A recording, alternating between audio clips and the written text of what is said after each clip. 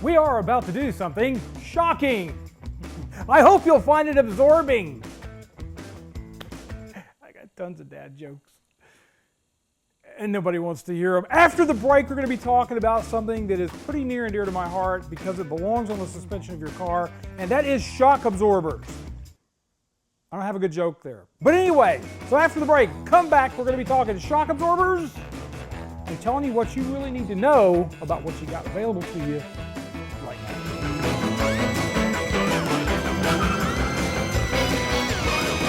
Restoration of a classic Ford is a journey of discovery. Let Autocrafters help you with yours. We offer quality parts for Falcon, Fairlane, F-Series, Galaxy, Maverick, and Pinto. Contact us today.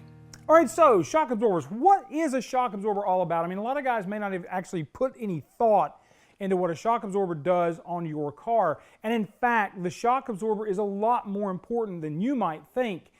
Basically, it is the brains of your suspension. Everything else on there is dumb as a box of rocks because you have a spring that's basically going to keep rebounding until it just uses up all that energy. And then you also have the suspension, which is basically just going to rock up and down as that spring is trying to use up all that energy. So what you need is a shock absorber to control that, and that's what we're going to be talking about today. Here's a secret for you. Your Ford was not designed with gas shocks in mind. The designers back in the day actually did not even think about gas shocks on Fords, usually right on up until the mid to late 70s. That's when the gas shock craze started coming on and you started seeing more and more aftermarket and even factory gas style shocks. Back when we were talking about with our stuff, the mid 60s, mid 70s, no, everything was an oil shock back then, and you didn't put gas shocks on the car because 90% of what you got out there in the aftermarket was, guess what, oil shocks. And the bad thing is you can't get oil shocks to a large degree today. Most everything out there is a nitrogen charged shock, be that a low pressure nitrogen charged shock or a high pressure nitrogen charged shock. So whenever you buy something in the aftermarket today, 90% of the time, it's going to be gas charged. I would say 99.9% of the time. You're talking about a very small market of shocks, and I'll tell you the three manufacturers right now that are available. You have QA1, you have Viking, and you have Koni. And Koni only has shocks for Mustangs 1965 to 1970. QA1 and Viking both carry a pretty good number of non-gas shocks, and that is, in my opinion, a good thing, but it ain't a cheap thing. And here's where we're going to start separating the lads from the men. Because what you're going to find is most people are not going to want to spend money on their brain. Well, their car's suspension brain. Because it's expensive. You're looking at spending about $350 for a pair of front shocks for a classic Ford. And if you do that, then you've got a really nice shock that was like what was on there originally. But you just paid a lot of money for them when you can get a set of GR2 KYBs for like $70 or less. And they are, sadly, gas shocks. So why don't I like gas shocks? Why am I a proponent of a non-gas / oil shock? The reason for that is Ford designed that suspension for that setup. And I have a really tight example of actually why I like a non-gas shock over a gas shock. So we have a 69 Fairlane. You guys have seen it on the show. It's been around for a little while. At one point in its life, the guys that had it before me, Steve and his brother, put a set of KYB Gas Adjust shocks on the car, put brand new springs on it, didn't like the ride height because it sat up too high, cut a coil off of it, and sent it down the road, and I bought it from them in that condition. Well, I decided I wanted to go back with a non-gas shock on the 69 Fairlane. So what I did was I went out and bought a set of Open Tracker Racing roller spring perches. I put a set of QA1 shocks on the front of it that are non-gas, and the front end proceeded to drop an inch. A whole inch.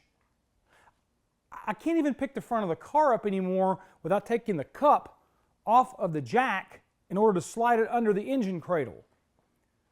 That tells me that gas shocks add either ride height or spring rate, depending on how you want to look at it.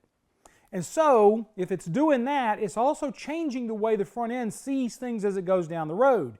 The springs are trying to go under pressure of the gas shock. So it's changing things up a little bit. So that's a little feather to put in your cap when you're looking at buying shock absorbers and you think, maybe I don't want to do the non-gas shocks because they're so expensive. But realistically, how many times are you going to change them out? Once? Twice maybe in the life of your car, because you're not driving this sucker on a daily basis. So why not go in there with something that's going to work like it did originally, like the designers set the car up for. Now you can also go in for the low pressure gas shock. That would be something like a Bilstein or probably a Ride Tech. Those shocks are still incredibly expensive. A set of Ride Techs is going to set you back about $400 if you're doing a Mustang. So keep that in your mind when you're looking at this stuff. Do you really want to do that? Do you want to do that, or do you want to do something involved with like a QA1 or a Viking shock that is going to be something that that car was actually designed to use?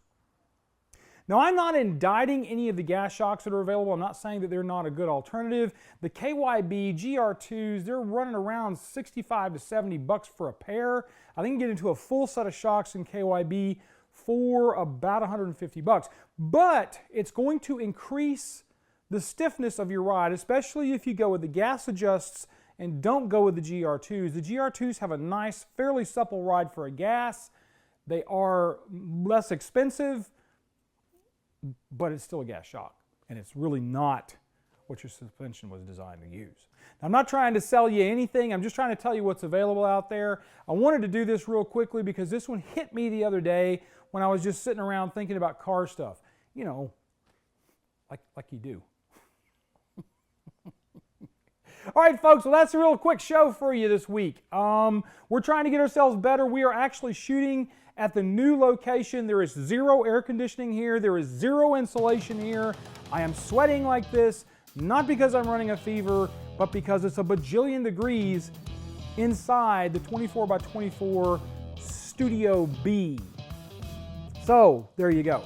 Do me a favor while you're thinking about stuff like that, though. Go out and check out our Patreon account. At the $10 a month level, you get monthly meetings with me on Zoom. We have a bunch of people show up. It's a lot of fun to do. Everybody I've talked to after the fact that's done it has been really excited about doing it again.